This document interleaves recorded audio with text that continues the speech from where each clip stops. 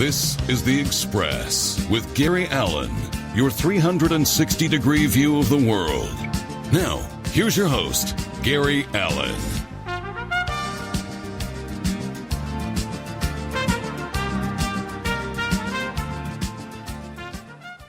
Oh, yes, and good evening, everybody, and welcome to another edition of The Express. I am Gary Allen, indeed. Back in Master Control, of course, is EW, who's manning all the bells and whistles and all the buttons. Do not touch the red one, sir. Tonight we have a very interesting show for you, but before we get to our wonderful guest, who I know is on the line, I just want to remind everybody how you can keep up with me on Facebook at Gary Allen. ALAN. If you want to listen to any of the past shows or this show, which will be up on Friday, it's on youtube.com. Gary Allen, The Express Interviews on Thursday night at 7 o'clock. DiversityBroadcastNetwork.com from our sister station, run by our lovely and beautiful Renee. And, of course, ProgressiveVoices.com. You can always hear any of my shows there as well. If you're tuned in to TuneIn.com, go and put in TMV Cafe as one of your favorites, and you can listen to this show as well as all the shows that are on TMV Cafe, the network itself. EW, is there anything you want to share with the audience this week?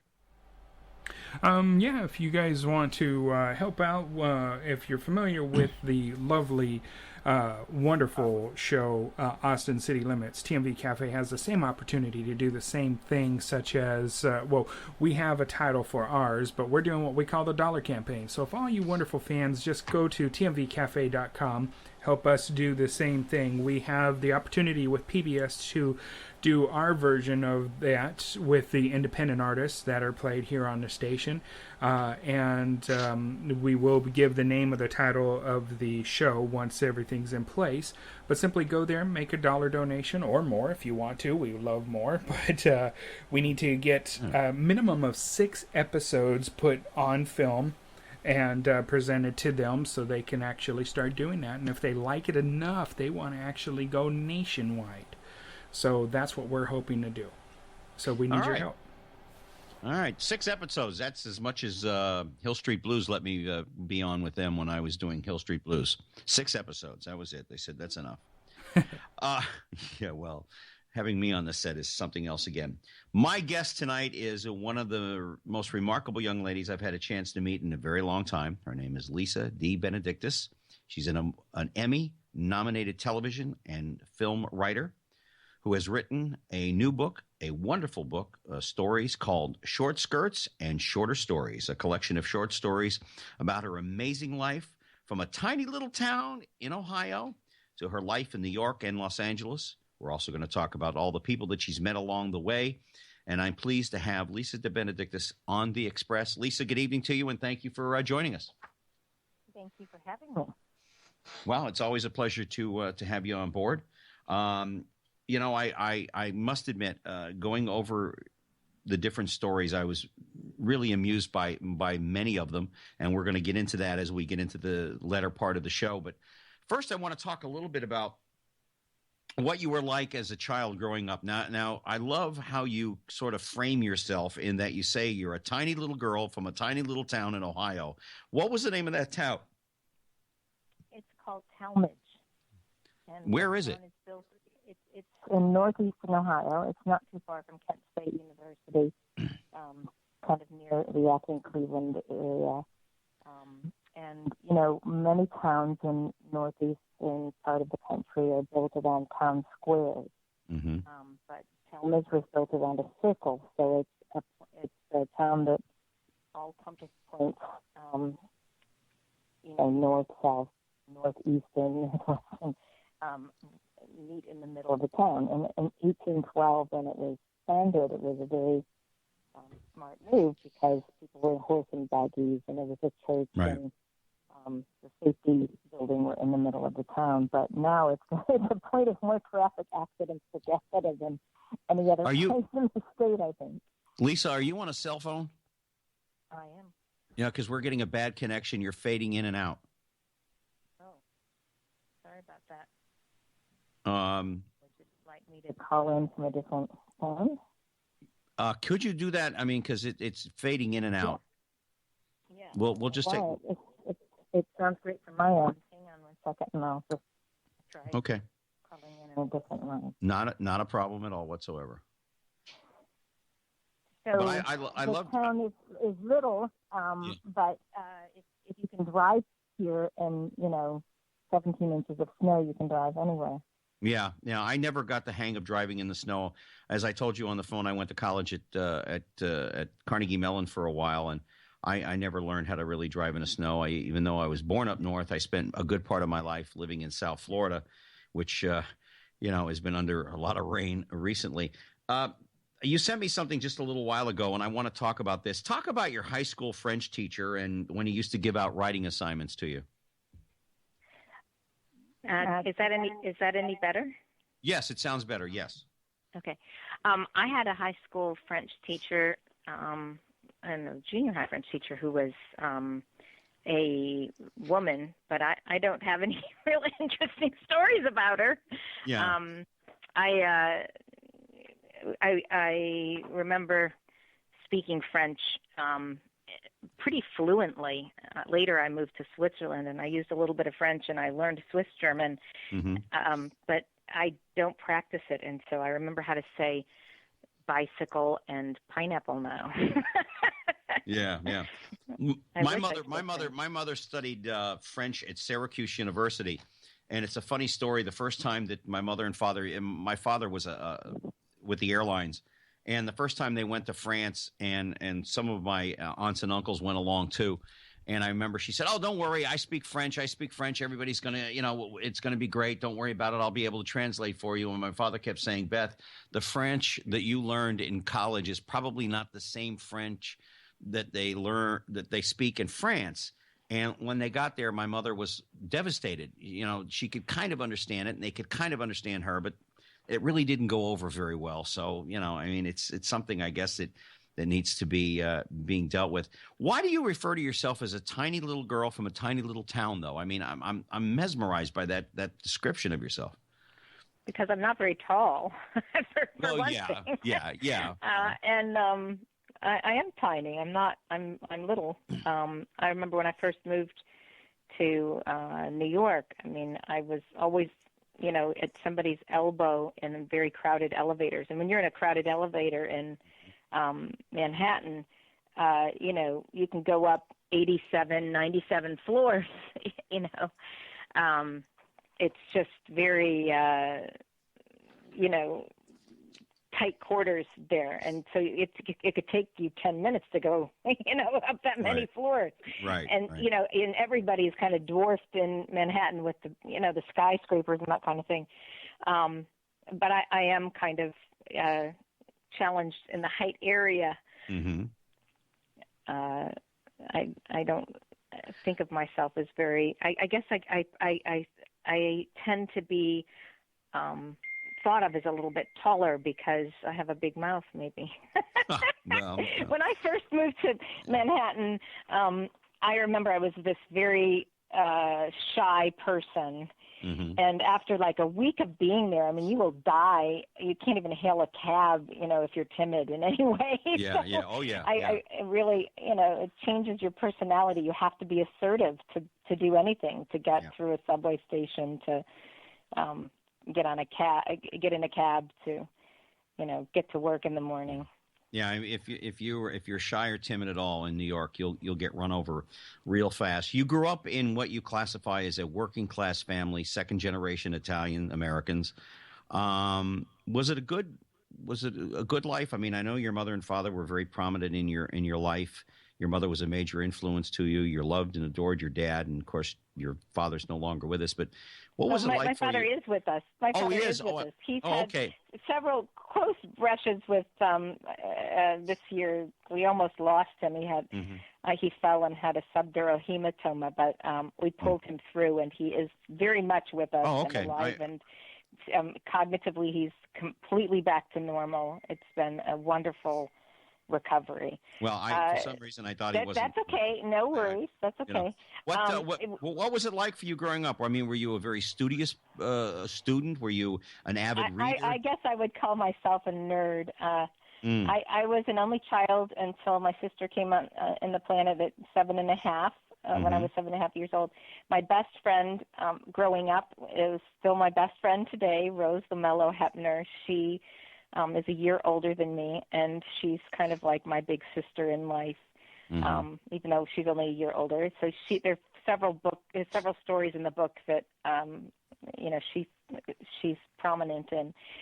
I was an only child for a while. My mom was a social worker, and I used to go on casework with her sometimes. And my dad was a bricklayer and a stonemason, and sometimes I would go to accompany him to work. Also, I think I had kind of an idyllic childhood.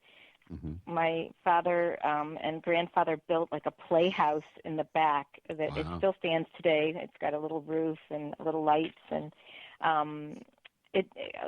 our house is on 3/4 of an acre, and there's a lot of trees. And I was kind of a loner, I guess, because I was an only child for a long time. But I was always kind of enmeshed in stories and books from a very young age. I got a library card, which was quite something to do with, you had to spell your own last name, and DeBenedictis was kind of tricky by the age of 4. And I was always a very voracious reader. I loved listening to music and still do today. So I think people tell me in kindergarten, I have a friend named Tina Barbetta who told me once that in kindergarten I mentioned that I was going to go to New York City and produce television, and I guess I did. Sure. The only thing I ever did in kindergarten was one day I came home with a rolled up piece of paper, some drawing, and I said to my mother, "Well, I don't have to go to school anymore. I graduated," and that was. And apparently that was my idea of, and I'll be honest with you, I really didn't like school. I grew up in Wilkes-Barre, Pennsylvania, in a sense, until about 1964. Then I moved down to South Florida, and I never got along with my classmates. Even though I come from, I have 8 siblings, I always felt alone. I always felt different. I was the one who wanted to be in show business. I was the one that wanted to be in radio and television, and the rest of them all wanted regular 9-to-5 jobs. But I always felt alone, and I read voraciously because I have an aunt who worked for Simon & Schuster at one time. And I loved writing, and not writing so much, but reading. And I was always captivated by stories about people in history. So, I mean, even though I came from a big family, I know what you mean. I felt alone an awful lot because they were a lot older. I'm the baby of the family. I had amazing teachers, even in middle school, that decided that I was going to have a career in broadcast and who really pushed my writing. I wrote my first Canterbury Tale at 11, and they put me in, gifted programs for reading and writing, and really helped set me on that path. I mean, reading is a very important, part of my family life. My mother always had a book in her hand, always. And my dad loves stories. He loves television. He loves comedies. And he's very interested in plot. He could pick, when I worked in the business, he could always pick a show, see one episode or the pilot and predict like how many years it would run and if it would go into syndication. He just has a knack for it. And stories are a part of he's from a big Italian family of his family. Everybody kind of tells stories, and it's a very musical family, and my son's a musician, and my daughter's very musical as well. And I think sometimes comedy is related to music. If you have rhythm, you can tell a joke. And the family dinner table was always a time where people would kind of one-up themselves with stories. It still is. Yeah, we used to sit around telling stories too, but unfortunately our family was kind of bland and, not really a great sense of humor. We have on the line with us Lisa DeBenedictis, who is the author of Short Skirts and Shorter Stories, a collection of short stories from her amazing life. You have been at the forefront of contemporary television and motion pictures for a very, very long time. Who were the influences on you when you were growing up as writers, producers, directors that you knew of that helped you embrace your career even more than what you wanted? I always tell my children all roads lead to Ohio, and they always say, yeah, and right back out. But Danny Thomas grew up in this area, and I was aware of him. Batgirl and Marlo Thomas was, something that I used to watch from, as a little girl. The Coppola's family is from here originally. Coppola's father, if memory serves, was a flautist in the Cleveland Orchestra, which is the best orchestra in the world. Mm-hmm. So I remember I would go to drive-ins with my parents, and I was supposed to be in the back of the station wagon asleep, but I would watch everything. The Godfather. I remember, but I always loved comedies. Yeah. And I'm not sure that I set out to be a sitcom writer when I went to New York. I won a fellowship. There was a lot of writing in the fellowship. I won a fellowship for International Radio and Television Society, Mm-hmm. and they brought me to Long Island for this fellowship, and I did not get the internship. Like 25 of us that won this fellowship from all over the country, and then they narrowed it down to 12, and I was not in the final 12 for the internship. My roommate lied and said that I was bulimic so that she would get the part. And the irony of the story is I ended up going to New York and kind of doing it all on my own. And the next year I was asked to speak at IRTS, and she had lost her job and went home.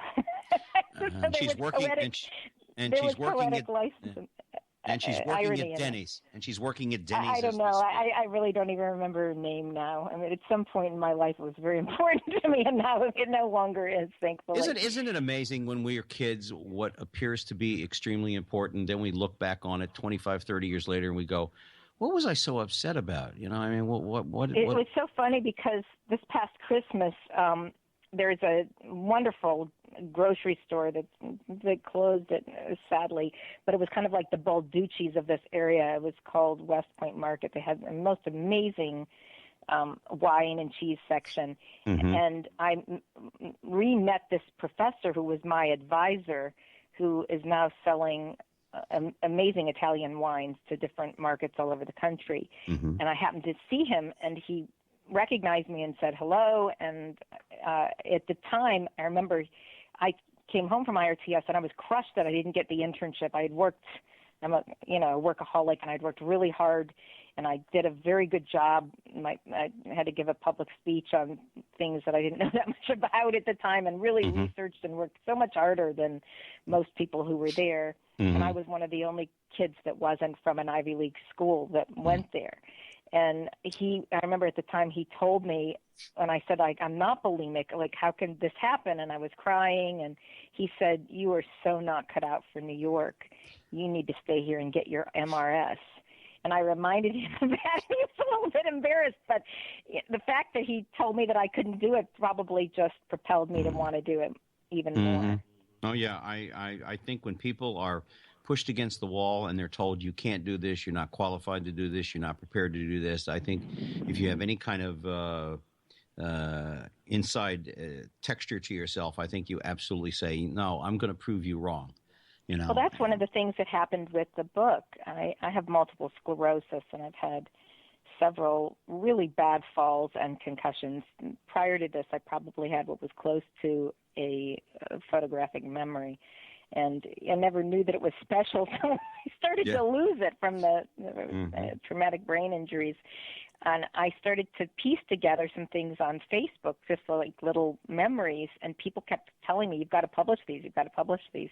Mm-hmm. Tabitha Minch, who worked for the Cleveland Office of Film, took me to brunch one day and sat me down and said, these are great, you have to publish them. And I don't know anything about books. So I called a couple of people, and I called a low-level woman at Random House who said, oh, nobody buys short stories. And I happened to have purchased a copy of the Canterbury Tales for my mom, and it was like on my nightstand. And I remember looking down at it and kind of mentally talking to Geoffrey Chaucer and saying, somebody told you that. That's ridiculous. David Mm-hmm. Sedaris, Chelsea Handler. People like short stories, I think, and they're easy to digest on a commute, or if you are listening in your car to an audiobook, because you don't have to, stop and, like, if you're in the middle of a novel or that kind of thing. So it was a very different discipline for me, but the fact that this, young Mm-hmm. woman, told me that it couldn't be done made me want to do it, and I self-published, which I'm still not sure why I had the audacity to do that, because I don't know what I'm doing. But, but sometimes ignorance is bliss as you yeah, merrily exactly. go through life. Sometimes it's That's exactly right. What's been the best advice that you got when you started out as a young writer, either before you went to New York or when you were in Switzerland, that you've taken to heart and passed on to others when they say, what is it? Because let's be honest, there are writers, and then there are writers, and not everyone gets the break that you and your husband did when you went to New York, which also brings up a second part of that question. What was it that you had as compared to other writers that separated you from other writers to get the breaks that you got? I know it's through hard work, but I mean, there had to be something about your ability and the way you wrote, the way you think, that separated you and your husband from other writers who were trying to get the same projects. Before I was a writer, I worked on the Rock and Roll Hall of Fame. I helped create the infrastructure for the induction ceremony and for the it started as a pay-per-view event, actually, and for the museum tenants, that kind of thing. And a friend of mine brought me over to a show called Caden Alley. And I kind of moonlit there for a while. And I met a woman who created the show named Sherry Coben, who is just a wonderful person, a very magnanimous person. Her husband is a very famous film editor. And we became friends. And my friend John D. Whitus, who I worked with on that show, is still a very close friend of mine today. She's a very good writer. She introduced me to Walker Percy. I got to meet all sorts of authors that I had read and that I loved very early on. And Bob Pittman, who created MTV, VH1, Nickelodeon, later on went on to run Time Warner AOL. Now he's the CEO of iHeartMedia, was an early mentor, and he kind of taught me. I think I'm a pretty resilient person, but he really kind of taught me to be resilient and to, not take no for an answer. And so I had several mentors early on: John D. Whitus, Sherry Coben, and John Alpert. I mentioned him in the book. He was an early mentor of mine. That kind of Kay Graham mentored me at one point. I just had the most amazing people in my life that kind of told me I could do things. And in terms of writing, my ex-husband wanted to write, and I'm not sure that I set out to be a writer. I wanted to produce and direct and do some other things. I remember I would edit some of his work, and I had done throughout college. I worked at 2 radio stations and did pro bono work for a blind radio station as well as a retail job during college. And radio, I edited things and did ads and sold time and did, all sorts of things like you do in radio. You're one person operation. Radio kind of taught me the importance of brevity. And I remember musically, I've always been involved with musicians my whole life. I worked in Switzerland, and an internship I worked with classical musicians, got the chance to work with Nureyev and a lot of Matthias Baumert, who's an amazing conductor. And music kind of teaches you how to listen to things. And I remember when we first were writing that I was it was very important to listen and to try to be more brief. And with comedy, that, if shorter and faster is sometimes funnier, if that makes any sense. Mm-hmm. So we were given, I can't say that we were given breaks, but I necessarily compared to other people, but we had a tenacity, and if there was a door that closed, I would just go to try to find another one that was open. And that was true even in Los Angeles. I had people that, were helpful, but if somebody said that something couldn't be done, I would just go try to find a way to get a yes and not take no for an answer. That's kind of my personality. Right. John Feldheimer, who now runs Lionsgate Films, helped me get my first job it wasn't my first job. It was my first staff job on a show in Los Angeles called Mad About You. And I had seen the pilot, and I loved Helen Hunt in it. I thought she was so natural and wonderful. And, Paul Reiser is brilliant on so many levels. And I lobbied for that job. I don't think we even had an agent at that point. And I called up John Feldheimer. I called up everybody that worked at TriStar, and I just kept lobbying for that job. When I finally got an interview for it with Danny Jacobson, he had 2 shows on the air that year. He got 2 shows picked up, one with Treat Williams, who's like Prince of the City is still one of my favorite movies, and Shelley Long.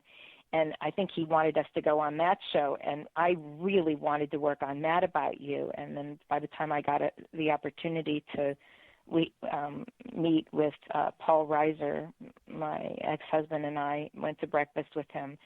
And I wanted that show so badly, and I just remember it was such an innovative show, and it was about our lives. We were a young married couple who had lived in New York, and I felt like it mirrored some of the things that we, said and did. And so I can't say that I was given like a lot of breaks. I'm a pretty resilient person, and not only did we work hard, but when I mentor people, I talk to college students, at speaking engagements all the time. I always tell them that the best writers are, voracious readers. And one of the things I see a lot of kids that want to be screenwriters is they'll go see a lot of movies and they'll watch a lot of television, but the best writers are always readers. You know what I mean? I think. Yeah. I've always been a believer also that the more you're out there, that you put yourself out there, the more opportunities you give yourself to meet the right people, to be around. I got a cute story real quick. Paul Reiser used to come into the Improv a lot. He was a well-known comedian at the time. And every Monday night, Bud Friedman used to have like a disco dance night at the Improv, the old Improv there on Melrose.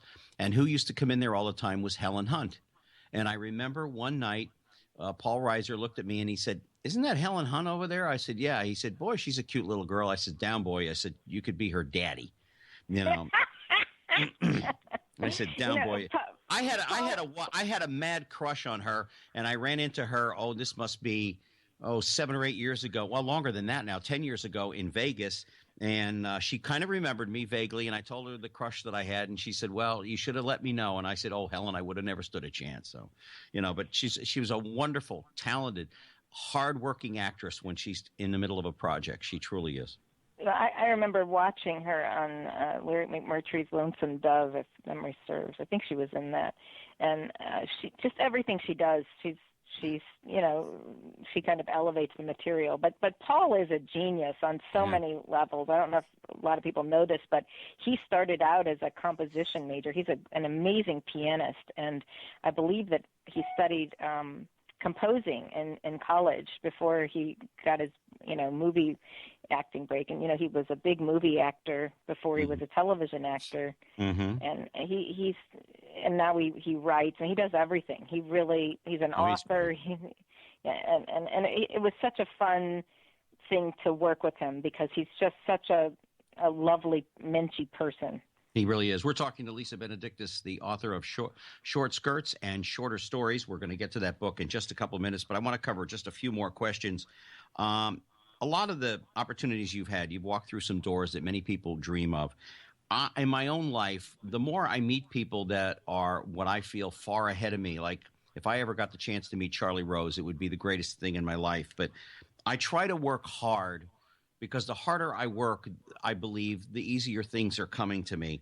When you used to walk through some of those doors and getting all the experience that you got, how did it make you feel when you look back now and you go, wow, I've done all that, and look at the people I've met along the way, and what did you learn about yourself that you can take away from all of that today?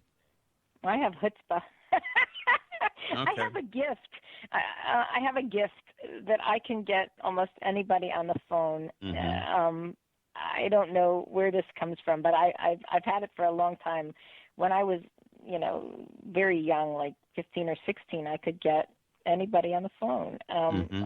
It is a gift. And once I get them on the phone, I guess I am, erudite enough that, they can spend some time with me. But it is a gift, and you have to have mentors in life that you kind of can confer with. And I was very lucky to know that I needed those. I remember I had a college professor named Dr. Ditzel who had never given Dr. Ditzel? Dr. Ditzel. Dr. Ditzel? Ditzel, D-I-T-Z. It conjures up some thoughts. It conjures up. He had never given any women an A before. It was notorious for that, and he taught a couple of classes that I needed to take for my major, and Paula Trudell and I took his class, and we decided we were going to get an A in the class. And he threw this pop quiz where he had given us a copy of Broadcast Magazine that talked about the 50 most influential people in the broadcast industry, and we memorized all 50 of those names. We came up with some sort of limerick to help us to memorize those. And we ended up getting an A in the class, both of us. And when I later went to New York and she followed me about a year later, by the end of the first year, I had met probably 48 of those 50 people. Wow.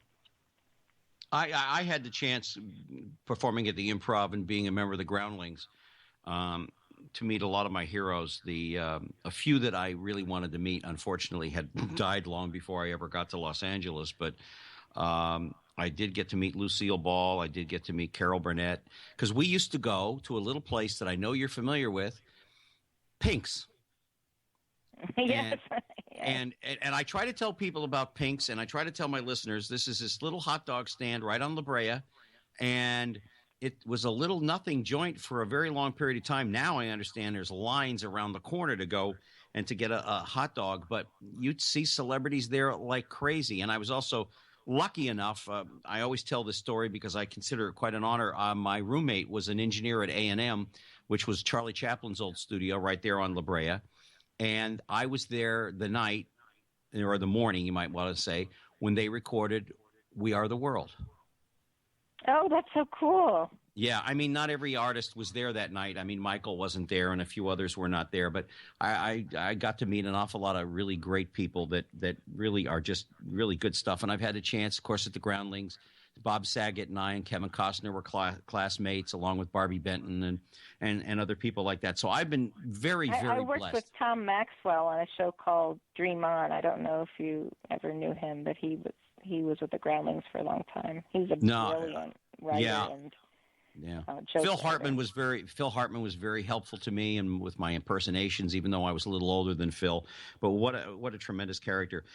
Lisa, where do some of the ideas come from for television? I know you said you wrote for Mad About You, which is you pretty much yourself. But I mean, not everything can be a Seinfeld story, which is a show about nothing. Where do the ideas come from, and why do we have so many copycat shows? Has the brilliance of writers just gone out the window, or isn't the? I think sometimes there is a whole stash of writers that kind of keep trying to remake other television shows, and I'm not a big television watcher, honestly. A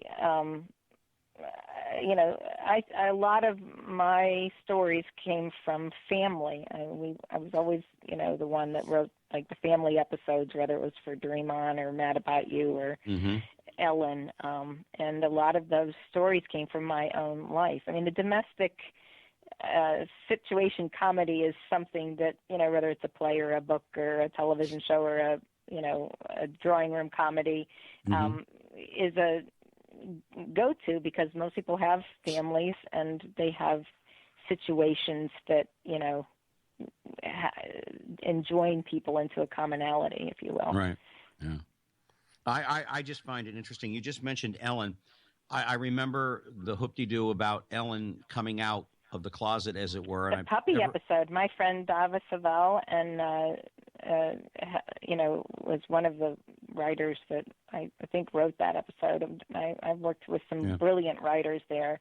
Deanne Helene and Eileen Heisler now run a show called The Middle. They're the creators of that show, and they hired me on that show, and they're wonderful writers. Dava Savell ran that show during the puppy episode, and I've never understood. I never understood why people made a big whoop-de-doo. Those of us that were in the comedy world or knew anything about Ellen DeGeneres, as wonderful as she is, we all knew she was gay. It didn't bother me.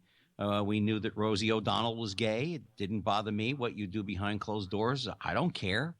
As long as you're not filming. I'm not sure what the big deal was when she came out, but it was a big deal. And she's her show that she does during the day. I mean, it just touches so many people, and now it's gone now.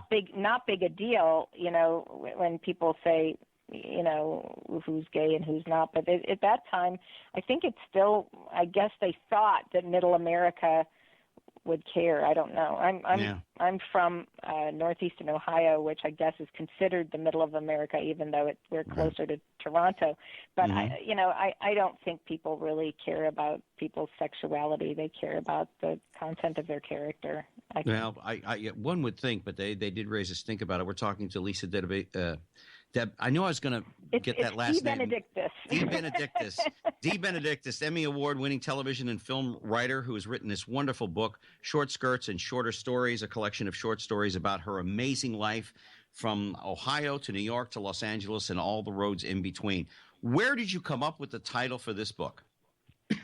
I worked on there was a wonderful director who directed a lot of Mad About You episodes named Paul Lazarus, and he did a brilliant film about Dean Kamen. Dean is, a brilliant inventor and engineer. He started first the robotics club, and he's come up with a technological cure for the world's short water crisis. He did a brilliant documentary film a couple of years ago called Slingshot. And I do way too much pro bono work, and I was able to help Nathaniel Kahn get an Academy Award nomination for a genius film that he did about his father called My Architect. So somehow or other I got roped into, with the help of Rose Lamello and some other people, working to try to get some publicity and public relations for this film. It's a wonderful film. And there was a young student intern that I met at the screening at the Cleveland Film Festival named Mike Pachulski. And Mike knew that I was writing this book, and I kept throwing out different titles, and I was kind of upset by the length of my skirts, I guess. And he said, I think in a teasing kind of way, why don't you just call it Short Skirts and Shorter Stories? And I liked it. And I remember I went to a bookstore during Christmas time, and I went up to total strangers with 5 working titles, and that was the one that men and women of every single age really liked. Yeah, it's got a nice little touch to it, a nice little hook to it, because. And I wear short skirts, and I like short skirts and short stories, so it worked perfectly for me. Well, I made a comment about your legs the other day, how cute they are, and I had a crush on a girl who used to wear short skirts in L.A., but unfortunately she was married at the time. And so I couldn't do much about it. What do you want, before we get into the different chapters, and this is an amazing book, folks. I want to tell you, it really is. I want you to go out and get it. What do you want people to take away from this, from your book? I started writing them, and I did not I thought maybe it would be more of a chick book, to be honest with you, that because I'm a girl, that a lot of women would like it. But the thing that's just amazing to me is that men and women of, you know, in their 20s, in their teens, in their like late 80s seem to respond to these stories. I've had, you know, perfect strangers come up to me, and, you know, men in their like 60s and 70s and say, you've had the most remarkable life, and I find so much familiarity with you in the stories. And I wouldn't think, you know, that we would have that much in common. But I think a lot of the stories seem to touch on different parts of people's lives, and there's a commonality to them. They not just the funny ones, but the sadder aspects as well. People seem to like them, and I'm so pleased about that. Mm-hmm. Yeah, it is a wonderful book, and like it's a lot of short stories. It's easy to read, and I love books that are short stories. I've been reading now for a while a lot of books from they're essays, because when one chapter is complete, even if you don't pick the book up for another month, you don't have nothing in common with the next chapter because it's a different essay, and I love it, and that's what I like about books like this. Let's talk about this book. How long did it take you to put all this collection together?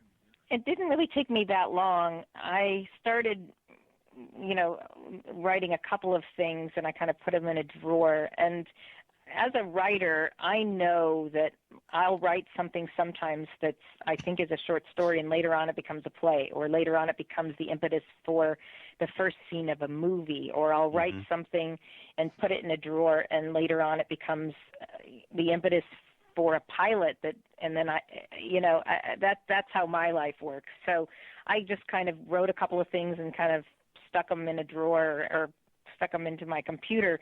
And then when I decided, after I spoke to that woman at Random House, that I was going to write this thing, I had spoken at Miami University, and there was a young gentleman who's very talented. In fact, you talk about the groundlings, he's taking classes there right now, named Christian Kripora, who introduced himself to me. And then later last summer, the summer before this one, last summer, he called me up and asked me to mentor him, and we met for coffee. And then my dad was in the hospital for months last year.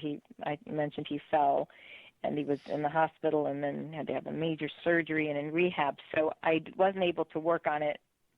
I had wanted to get it out at Christmas, and I wasn't able to work on it because of his health issues and my mom's health issues. So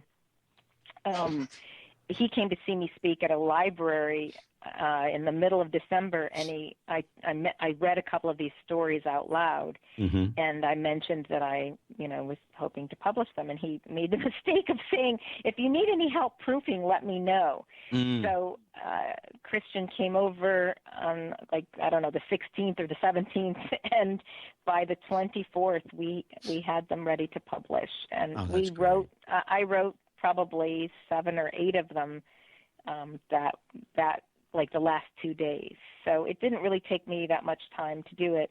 If you've been an episodic television writer, you're used to deadlines, The only thing I ever did episodic, of course, was Hill Street Blues and St. Elsewhere, and that was totally different. Those are both brilliant shows. In the arc of the television world, those are 2 of the best, I think.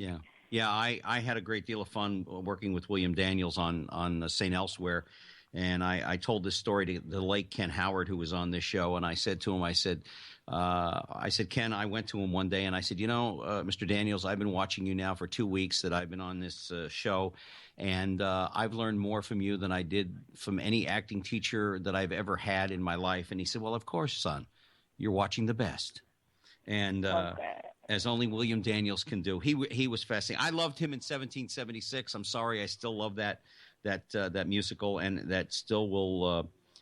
I just love that kind of stuff. Let's talk about a couple of the chapters in here. By the way, where can people find your book, which we're talking about, Short Skirts and Shorter Stories?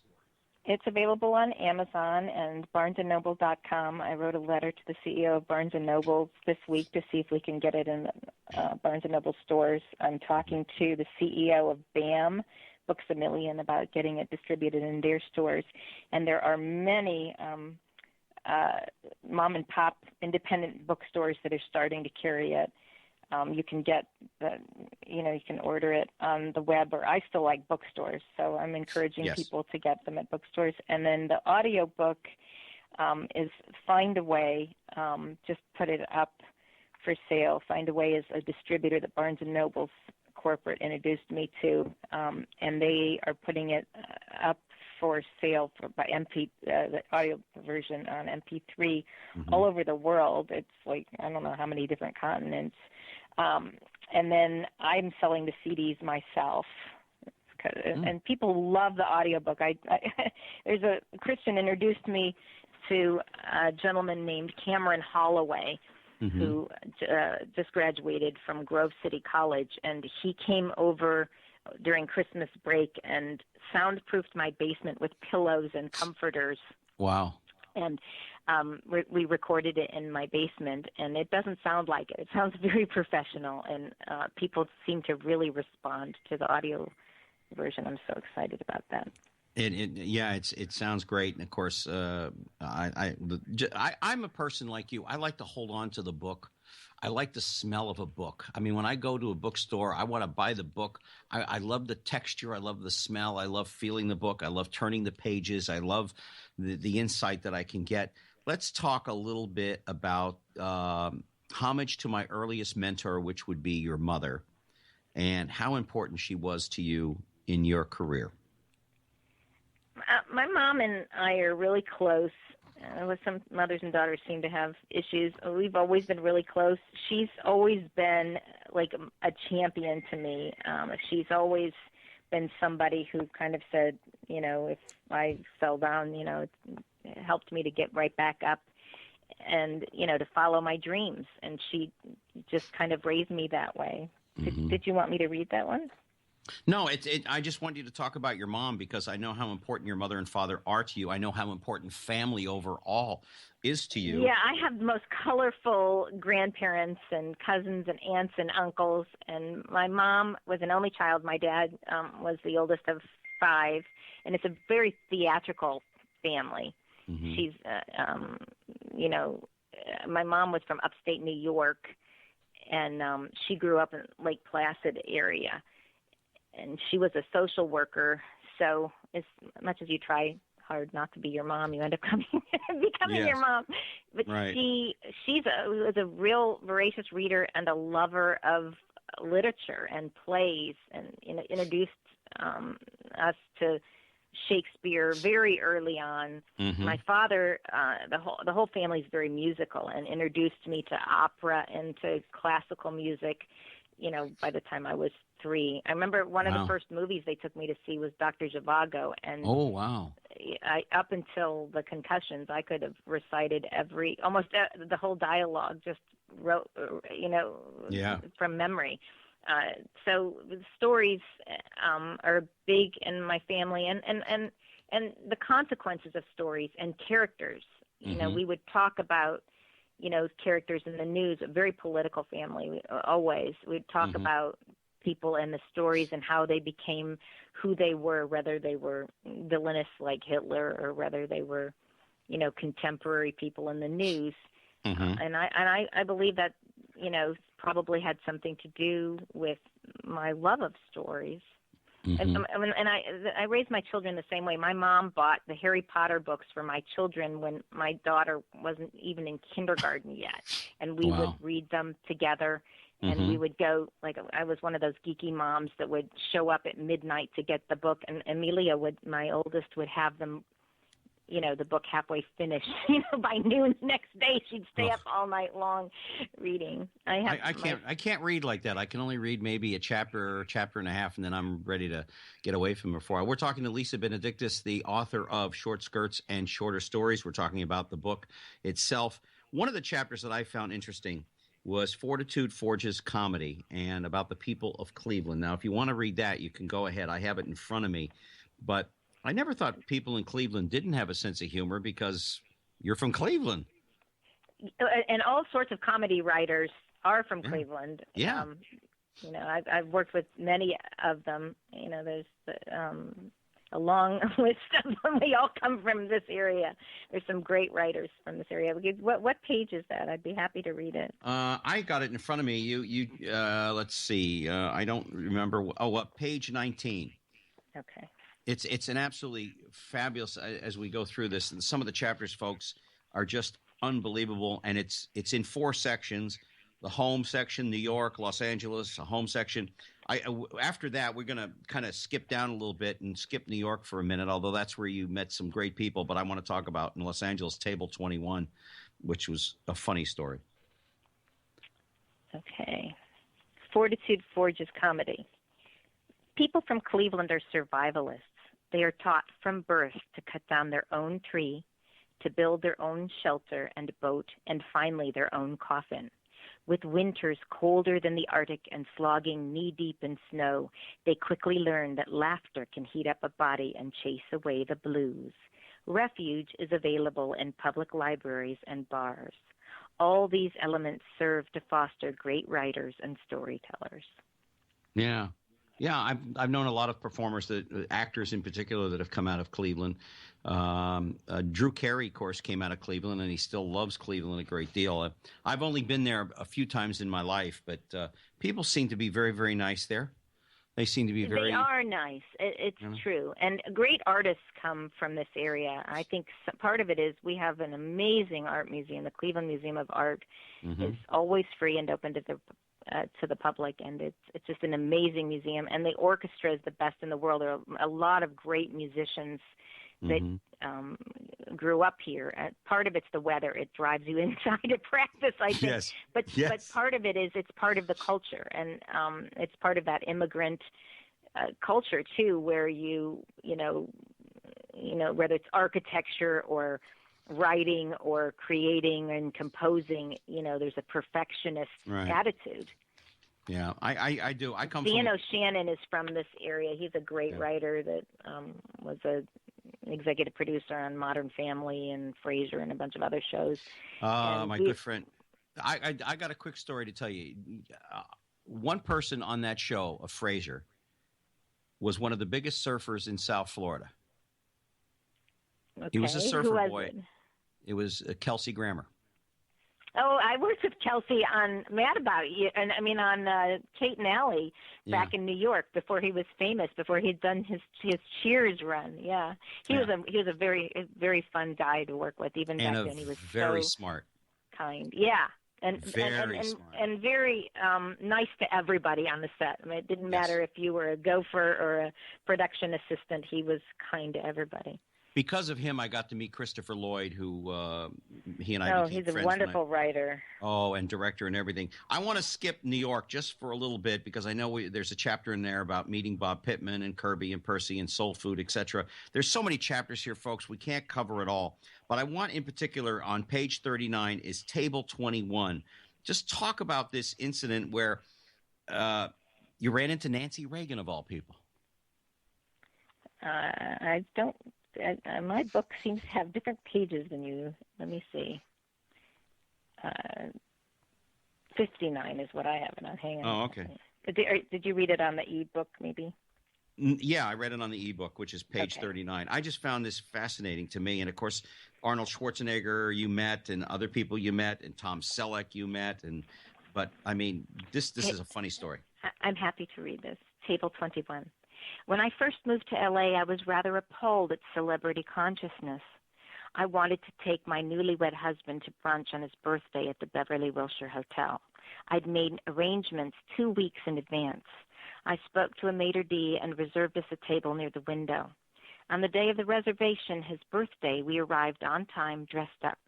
A smiling hostess explained to us that Sybil Shepherd had taken our table by the window and was insistent on keeping it. I said, we made reservations 2 weeks ago. She said, I know, but Miss Shepherd showed up unexpectedly and requested the table. We'll find you someplace else. Not wanting to cause a scene, we accepted the circumstances. She led us to a different table, one by the door to the kitchen. We enjoyed a nice breakfast, and I forgot about the misunderstanding. Several years later, I walked into the Bel Air Hotel with my then 2.5-year-old daughter for tea. It was one of the nicest places in L.A. You could sit under a gazebo awning, sip tea, eat the most delicious scones, and watch the swans on the adjacent pond. You could later walk down and see the lady who volunteered to come every day to feed the swans and to talk about them. There were always a lot of celebrities there, but each patron was treated like royalty at the Bel Air Hotel. Emilia got dressed up for these occasions, Valentine's Day, her birthday, and the wait staff would make such a big fuss over her. The hostesses always gave her table 21, and they would explain to her that table 21 was Nancy Reagan's table. One day when we arrived in the dining room, I saw Tom Selleck having tea with his wife and daughter.